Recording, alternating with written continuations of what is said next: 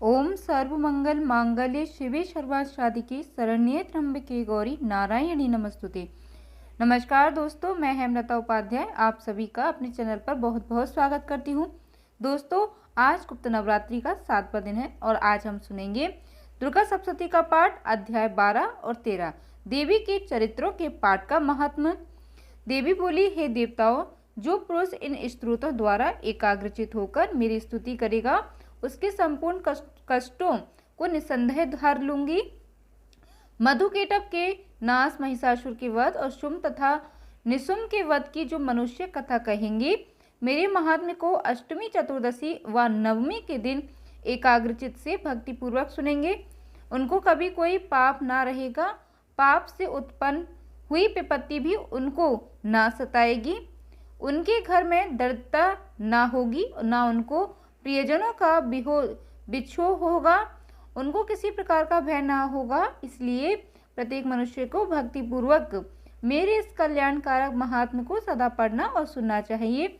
मेरा यह महात्म्य महामारी से उत्पन्न हुए संपूर्ण उपद्रवों को एवं 3 प्रकार के उत्पादों को शांत कर देता है। जिस घर व मंदिर में या जिस स्थान पर मेरा यह स्तोत्र विधि पूर्वक पढ़ा जाता है, उस स्थान का मैं कभी भी त्याग नहीं करती और वहाँ सदा ही मेरा निवास रहता है।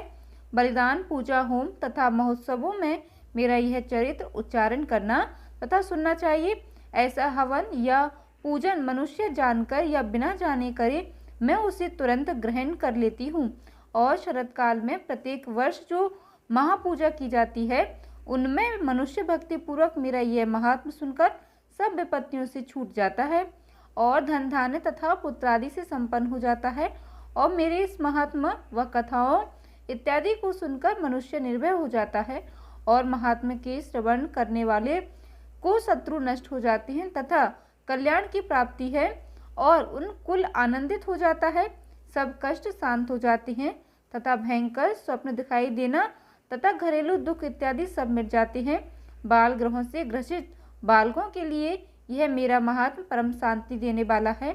मनुष्य में फूट पड़ने पर यह भली भांति मित्रता करने वाला है। मेरा यह महात्म मनुष्य को मेरी जैसी सामर्थ्य की प्राप्ति करवाने वाला है। पशु, पुष्प, अर्ध, धूप, गंध, दीपक इत्यादि सामग्रियों द्वारा पूजन करने से ब्राह्मण को भोजन करा के हवन कर के प्रतिदिन अभिषेक करके नाना प्रकार के भोगों को अर्पण करके और प्रत्येक वर्ष दान इत्यादि करके जो मेरी आराधना की जाती है और उसमें जैसे प्रसन्न हो जाती हूँ, वैसे ही प्रसन्न मैं इस चरित्र को सुनने से हो जाती हूँ। यह महात्मा श्रवण करने पर पापों को हर लेता है तथा आरोग्य प्रदान करता है। मेरे प्रादुर्भाव का कीर्तन दुष्ट प्राणियों में से रक्षा करने वाला है। युद्ध में दुष्ट दैत्यों का संहार करने वाला है। इसके सुनने से मनुष्य को शत्रुओं का भय नहीं रहता। हे देवताओं, तुमने जो मेरी स्तुति की है अथवा ब्रह्मा जी ने जो मेरी स्तुति की है, वह मनुष्य को कल्याणमयी बुद्धि प्रदान करने वाली है।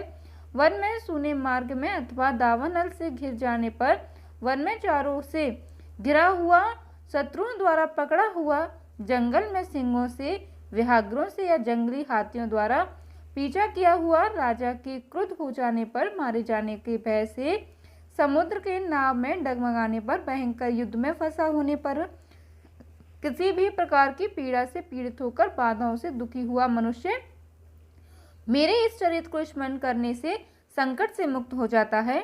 मेरे प्रभाव से सिंह, चोर या शत्रु इत्यादि दूर भाग जाते हैं और पास में नहीं आते। महर्षि ने कहा, प्रचंड पराक्रम वाली भगवती चंडिका यो कहने के पश्चात सब देवताओं के देखते ही देखते अंतर्ध्यान हो गई और संपूर्ण देवता अपने शत्रुओं के मारे जाने पर पहले की तरह यज्ञ भाग का उपभोग करने लगे और उनको अपने अधिकार फिर से प्राप्त हो गए तथा युद्ध में देवताओं के शत्रुओं शुंभ व निशुंभ को देवी के हाथों मारे जाने पर बाकी बचे हुए राक्षस पाताल को चले गए। हे राजन, इस प्रकार भगवती अंबिका नित्य होती है, नित्य हुई बार बार प्रकट होकर इस जगत का पालन करती हैं, इसको मोहित करती हैं, जन्म देती हैं और प्रार्थना करने पर समृद्धि प्रदान करती हैं। हे राजन, भगवती ही महाप्रलय के समय महामारी का रूप धारण करती है और वही संपूर्ण ब्रह्मांड से व्याप्त और वही भगवती समय समय पर महाकाली तथा महामारी का रूप बनाती हैं और स्वयं अजन्मा होती हैं, होती हुई भी सृष्टि के रूप में प्रकट होती हैं। वह सनातनी देवी प्राणियों का पालन करती हैं और वही मनुष्य के अभ्युदय के समय घर में लक्ष्मी का रूप बनकर स्थित हो जाती हैं तथा अभाव के समय दरिद्रता बनकर विनाश का कारण बन जाती हैं। पुष्प, धूप और गंध आदि से पूजन करके उसकी स्तुति करने से वह धन एवं पुत्र देती है और धर्म में शुभ बुद्धि प्रदान करती है। श्री मार्कंडेय पुराण में सावन के मनवंतरी देवी महात्म्य फल स्तुति नाम 12वां अध्याय पूरा हुआ। अब हम सुनेंगे दुर्गा सप्तशती पाठ अध्याय 13। राजा सुरथ और वैश्य को देवी का वरदान। महर्षि मेधा ने कहा, हे राजन, इस प्रकार देवी के उत्तम महात्म्य का वर्णन मैंने तुमको सुनाया। जगत को धारण करने वाली इस देवी का ऐसा ही प्रभाव है। वही देवी ज्ञान को देने वाली है और भगवान विष्णु की इस माया के प्रभाव से तुम और यह वैश्य तथा अन्य विवेकी जन मोहित होते हैं और भविष्य में मोहित होंगे। हे राजन, तुम इसी परमेश्वरी की शरण में जाओ। यही भगवती आराधना करने पर मनुष्य को भोग, स्वर्ग तथा मोक्ष प्रदान करती हैं।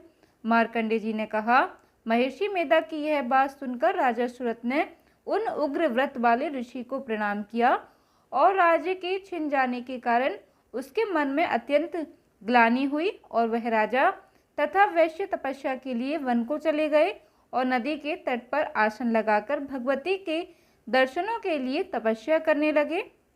दोनों ने नदी के तट पर देवी की मूर्ति बनाई और पुष्प, धूप, दीप तथा हवन द्वारा उसका पूजन करने लगे।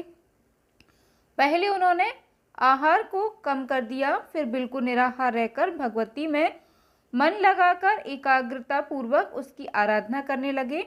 वह दोनों अपने शरीर के रक्त से देवी को बलि देते हुए 3 वर्ष तक लगातार भगवती की आराधना करते रहे। 3 वर्ष के पश्चात जगत का पालन करने वाली चंडिका ने उनको प्रत्यक्ष दर्शन देकर कहा, देवी बोली, हे राजन तथा अपने कुल को प्रसन्न करने वाले वैश्य, तुम जिस वर की इच्छा रखते हो वह मुझसे मांगो, मैं तुमको अवश्य दूंगी, क्योंकि तुम पर मैं अत्यंत प्रसन्न हूँ।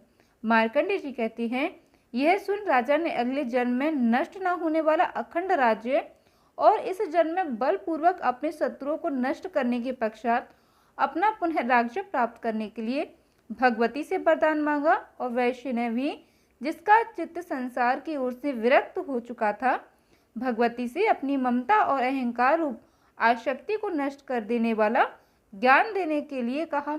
देवी ने कहा, हे राजन, तुम शीघ्र ही अपने शत्रुओं को मारकर पुनः राज्य प्राप्त कर लोगे। तुम्हारा राज्य स्थिर रहने वाला होगा। फिर मृत्यु के पश्चात आप सूर्यदेव के अंश से जन्म लेकर सावर्णिक मनु के नाम से इस पृथ्वी पर ख्याति को प्राप्त होंगे। वैश्य कुल में श्रेष्ठ, आपने जो मुझसे वर मांगा है वह आपको देती हूँ। आपको मोक्ष को देने वाले ज्ञान की प्राप्ति होगी।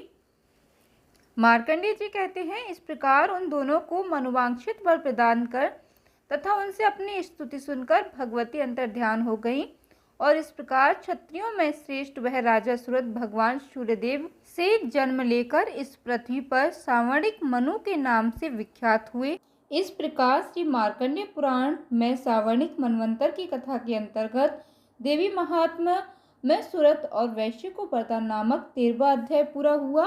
बोलिए दुर्गे मैया की जय, चंडिका देवी की जय, खीरापति मैया की जय, माँ भवानी की जय, सभी माताओं की जय।